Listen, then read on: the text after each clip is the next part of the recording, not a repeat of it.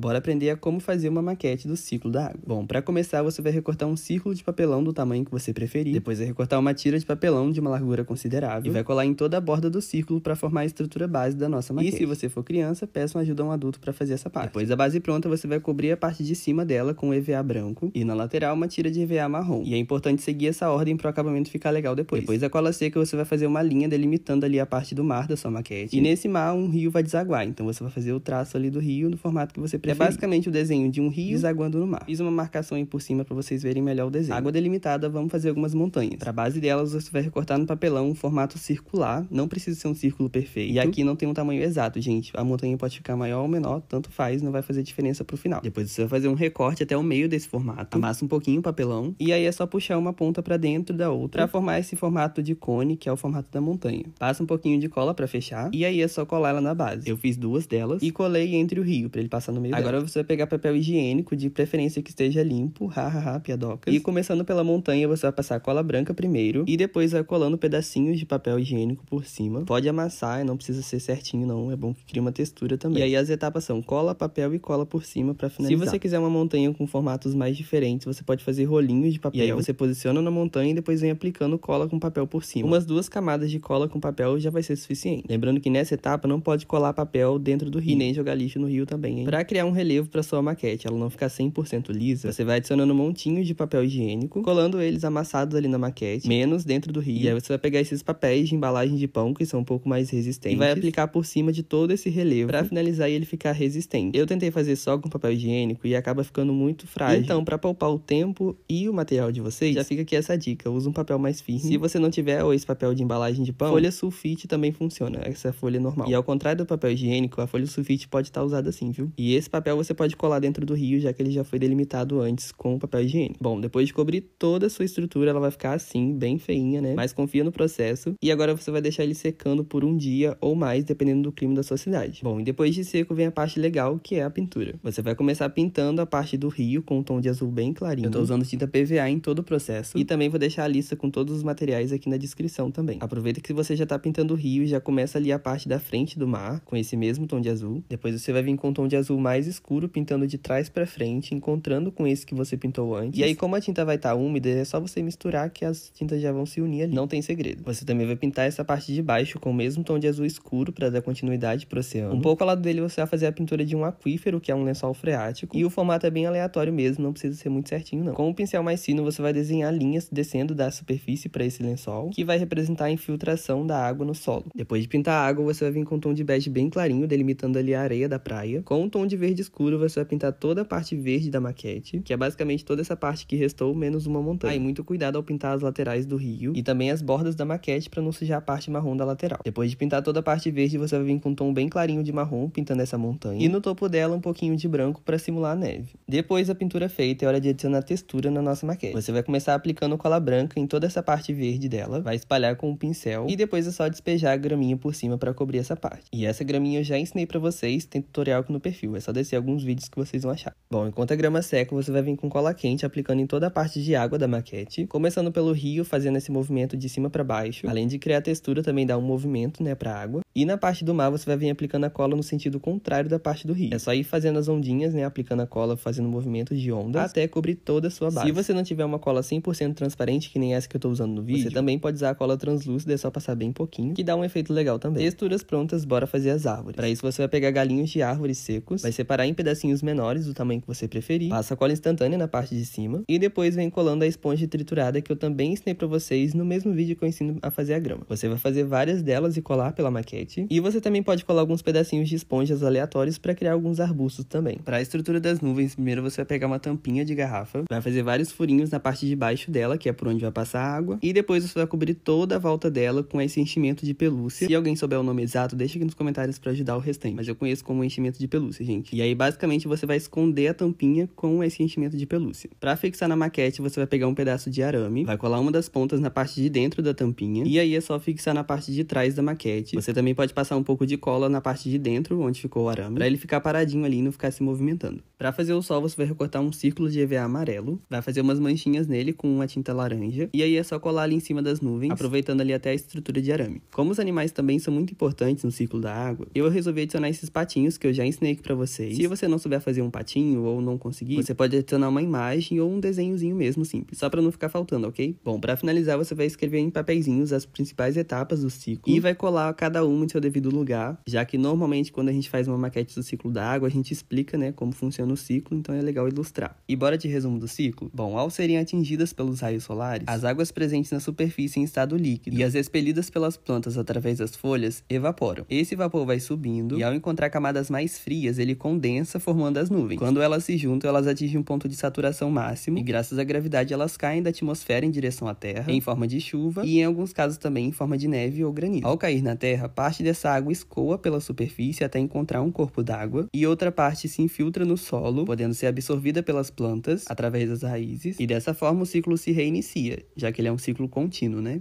E esse foi o nosso tutorial de hoje, me conta aí o que você achou e até o próximo vídeo.